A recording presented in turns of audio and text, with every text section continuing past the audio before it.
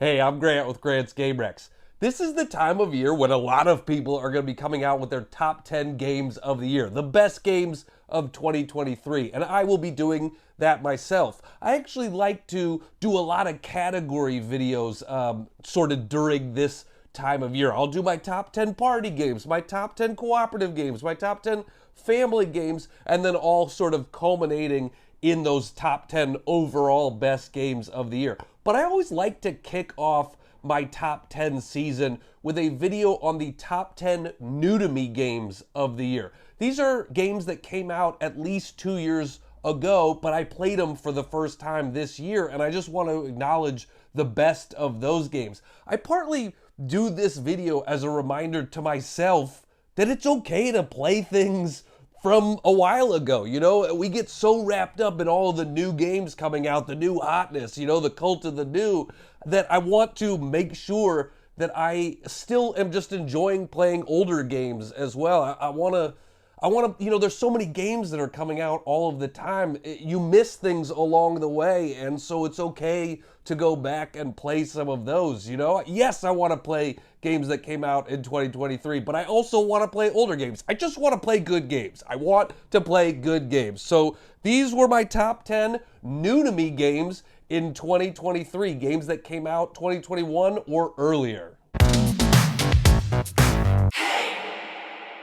Number 10 is Catapult Feud. This is essentially a reimagining of crossbows and catapults, but I never played that when I was a kid, and so this was my first introduction into the system, and it's super fun.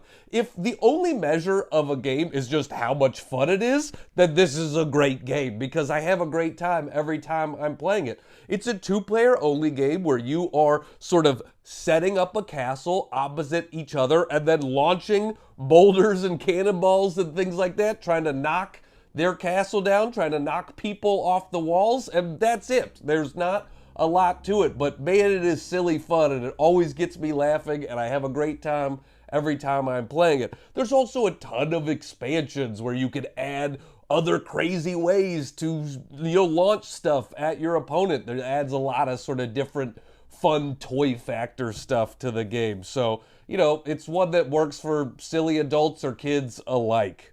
My number 9 is Air, Land, and Sea. This is another two-player game. It's a little small box card game, and it's just a really clever little card game where you are fighting over 3 different areas, land, air, and sea, and you're doing it by placing cards, and the cards have power and special abilities on them. So it's all just about comboing your cards and sort of, you know, trying to beat the other person to having more power at an area. It's very clever. It plays very quickly. You know, a game of it takes 15, 20 minutes. So it's one of those ones that, like, it's easy to bring to a bar. It's easy to bring in a purse and sort of play it with anybody. It's easy enough to teach, but has a lot of clever card play in it.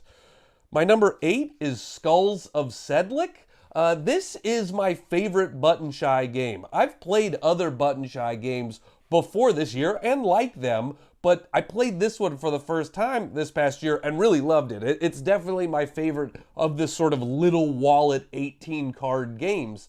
All you're doing is drafting cards, and all of the cards are these different types of skulls, and then you're building a little pyramid in front of you, and you're going to get points for different types of skulls. You know, this type of skull wants to be next to this type of skull, or this one wants to be above these types, and so you're just trying to figure out how to arrange it, and it's a 2 or 3 player game. That's it. But, you know, again, if you want a little wallet game, if you want a little pocket game, this one, it plays quick. It's really fun. The art is cool. I love all the skulls on them. So yeah, it's a fun little card game for sure. Skulls of Sedlick.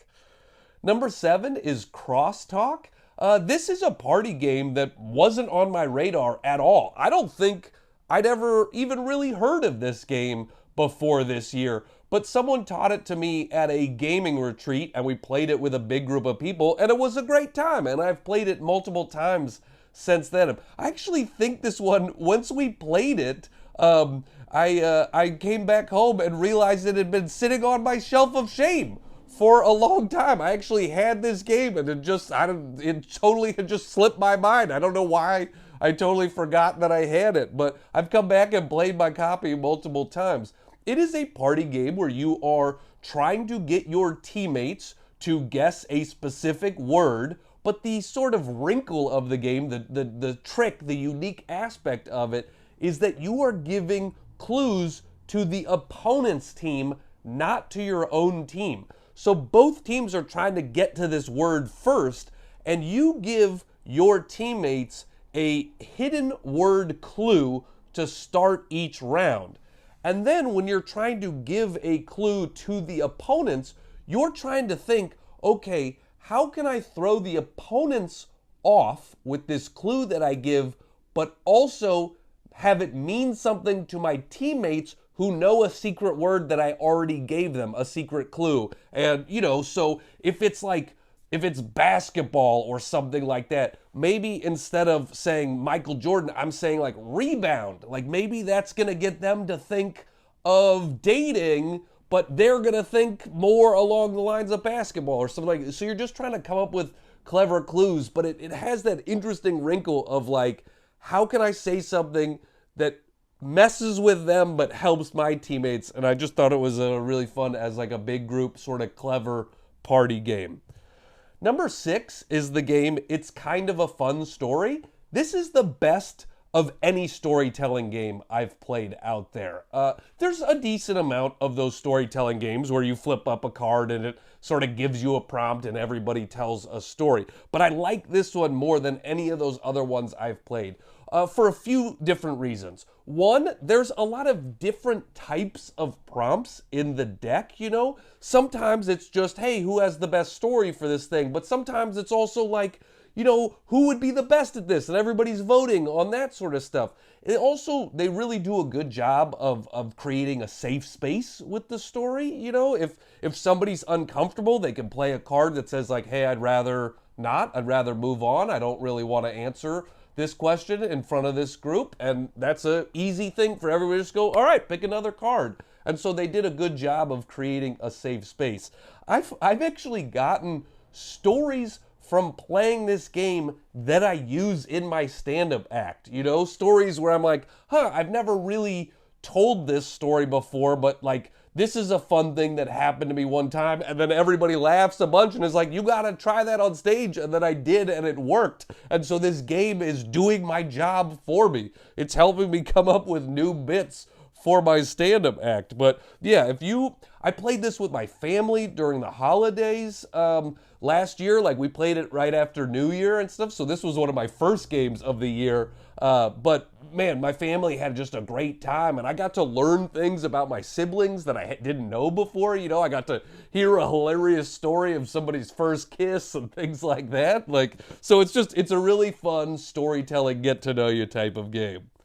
Number 5 is Mansions of Madness. I'd never played this before, as surprising as it seems. Some of these games I don't need to go that much into depth with because this. Everybody knows Mansions of Madness. It is one of the best sort of Halloween-themed games out there. It's a Cthulhu game where you are moving around this house and doing a lot of exploration. There are tiles that are going to flip up and you're learning things along the way, and there are bad things that happen that you have to fight off. And so if you like sort of adventure, storytelling, epic feeling, sort of exploration games, Mansions of Madness is one of the best ones out there. The only reason that this is number 5 and not higher for me is it is a little bit longer in the playtime than I would love. I love a game that's like, 2 hours or under. And Mansions of Madness, I've had some sessions playing this year where it was like 4 hours of playing it and still had a great time,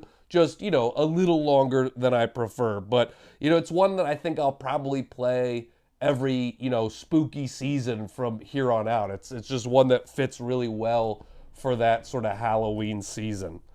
Number 4 is Jaipur. I've never played this before, and what a great recommendation for new people that want to get into board games, and they're like, I want something that I can play with my significant other, and we haven't played that many games before. Jaipur. Man, Jaipur is so good for that. It is just a little card game, small box game where you are, you're picking up cards and then you're playing cards for points. But, when you pick up cards, you can either draw one or you can trade multiple from your hand for other ones. And when you sell cards, you can only sell one type of card. So do you want to wait and try to get more of that type of card, or do you want to sell it early and get points quicker? There's a lot of different strategies in the game, but it's all very easy to wrap your head around, and it's got great artwork in it and stuff. So yeah, it's a really, really good recommendation for anybody who's like new to board games and wants a two-player game.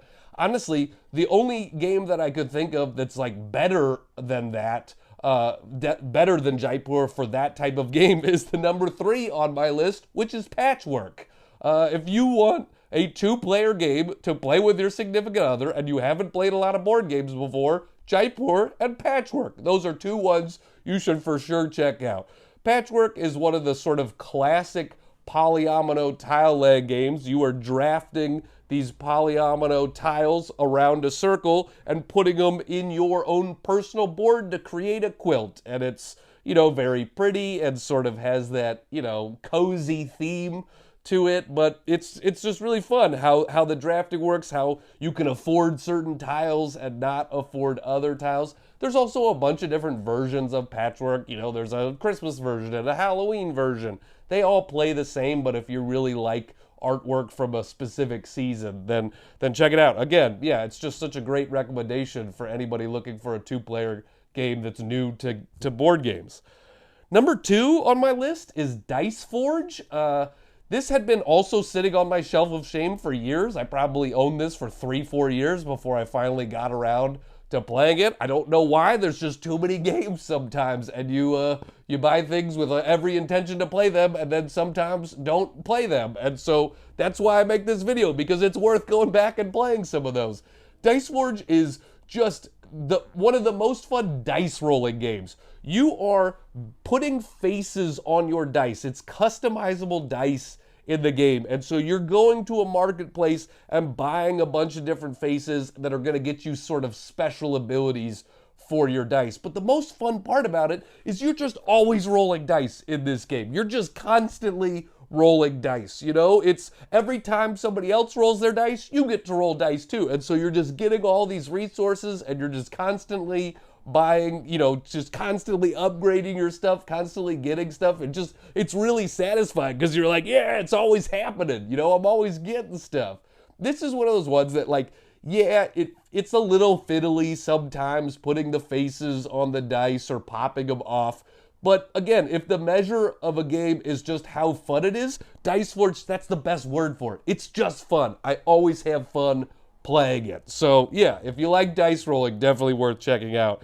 And speaking of fun, my number 1 new to me game in 2023 is Camel Up 2nd Edition. So I had sort of played a half version of Camel Up once upon a time, but I never owned my own copy until this year, and I'm a dummy for not owning it sooner, all right? It's just so much fun. I love silliness, and Camel Up is one of the best silly games out there. It is a racing game where there are camels that are racing around a track, but you're not controlling any of the camels. Instead, you're betting on which ones are going to do well in the race. You are betting on who's going to finish first.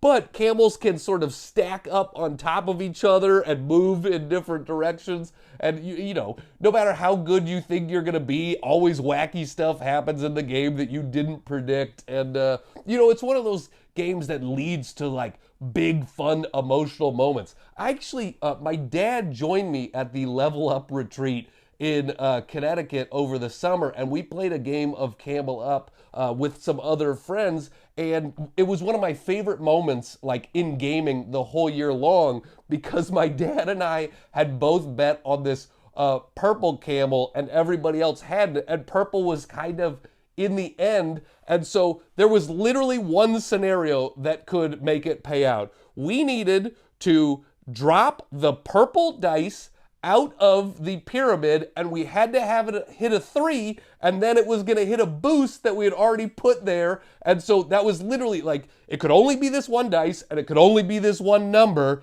And we did it, boom, and it happened, and everybody at the table was like, "Whoa, yeah!" And then the whole sort of convention started cheering for us, and it was just, my dad brings up that moment all the time. He's like, "Remember when we were playing Cam Up?" And I'm like, "Yeah, Dad, it was super fun. We had a great time doing it." And so, this is just a game that sort of creates moments like that. So I love games that do that, that have these sort of big emotional reactions. So those are my top 10 new to me games in 2023. They're all worth checking out. I'm sure a lot of you have already played them, but if not, I definitely recommend going back and checking them out. I'll be back with more soon. All of the next of my videos will be focused on actual 2023 releases, and as I mentioned, I do a lot of sort of category videos that will all culminate up into an overall top 10 at the end of the year. So yeah, thanks so much for joining me. I'm Grant with Grant's Game Rex.